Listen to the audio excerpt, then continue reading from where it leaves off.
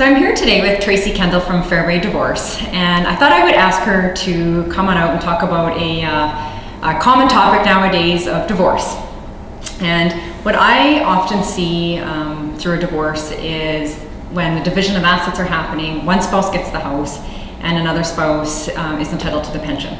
What do you do to make sure that this can be equalized? Because a house is not taxable if sold, while a pension is fully taxable as income when sold. Well, the big thing that we do is we look through the division of assets. So when we're looking at the house, if the house is worth $500,000 and the pension is worth $500,000, they're actually not equal. So we need to match dollar for dollar. So we need to actually consider the tax consequences when that one spouse is going to collect that pension down the road. So that $500,000 pension is no longer $500,000. So we need to look at what their tax bracket is. So if their tax bracket is around the 30%, we actually need to deduct the 30% off of that to match dollar for dollar to equal the house. Yeah, that makes it fair. So tell me what happens then. How would you equalize then if it's $500,000 and after the tax comes off, the division of assets aren't equal? How do you equalize it? So lots of times, so if you're looking at, I'll use the example, $500,000 house and $500,000 pension, and using a 25% tax bracket.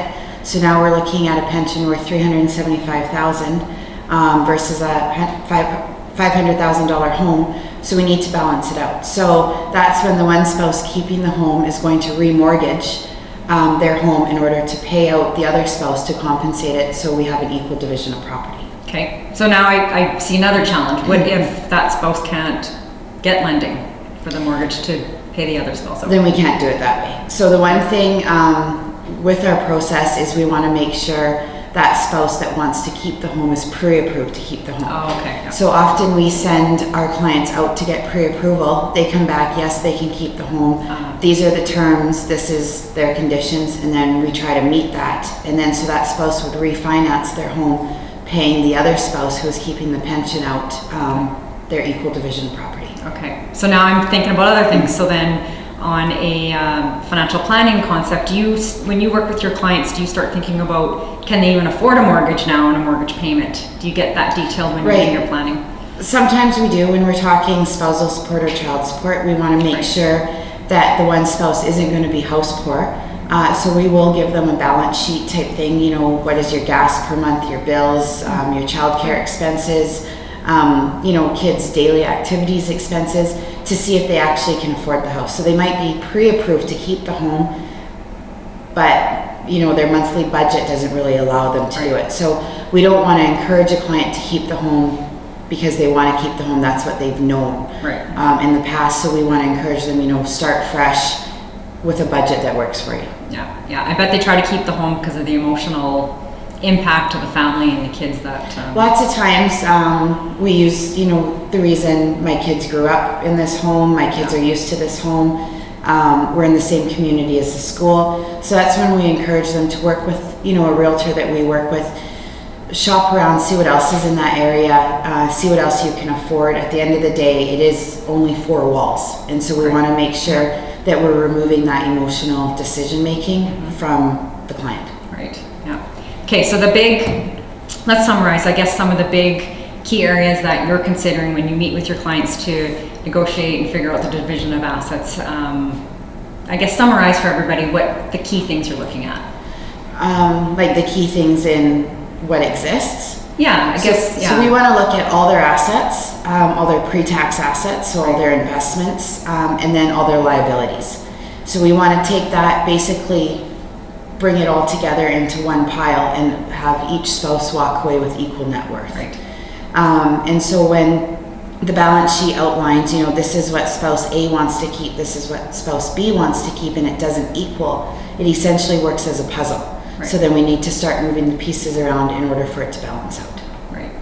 So some of the main things, I guess, would be your house, pension, RSPs, mortgage, vehicles, vehicle financing, CRA debt is a big one.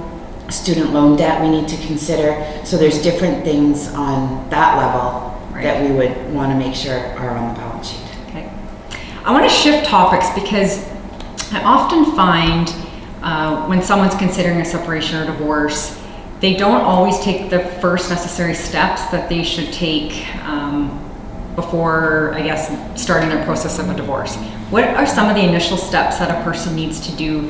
How did you declare you're separated, or what are those beginning steps that a person really needs to do? So our big thing is you need to decide you're separating. Okay. And then we do encourage, make a phone call, whether it's to us or to a different provider. But that's where we encourage, don't buy anything, don't sell anything, definitely don't cash out investments.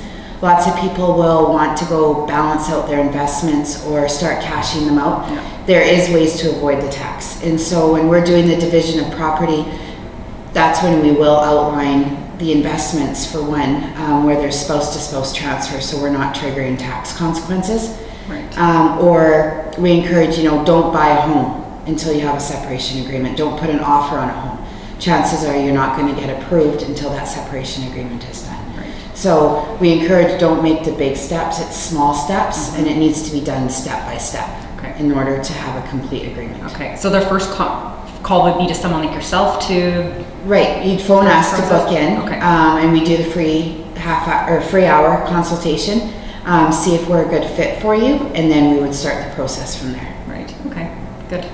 Yeah, because I've seen in many situations where people decide to separate, locations where they live, they think they're separated, they continue on getting debt or buying assets and doing things, and they're not even aware that they're supposed to be doing anything from a legal standpoint, not knowing, because if they continue that way, they're actually still responsible for each other's debts going forward. Is that correct? Depending on what the debts are, but that needs to be looked at for sure. Right. The one thing, CRA doesn't acknowledge that you're separated for at least 90 days. Okay. So you want to get that process going, so then when you do notify CRA that you're separated, you can give them, whether it's your new mailing address or let them know a few more details. So you do want to start some sort of process to get a separation agreement going prior to making those. So let CRA know and change your Facebook status as fast Change as your you Facebook can. status, yes, Awesome. yeah. Well, thank you very much, Tracy, for coming out. And it's, like I said, a common topic today of divorce, and I thought it would be good to share with everybody some of the financial thoughts and implications that you should be thinking at the time of a divorce. Thank you. Thank you. Thanks.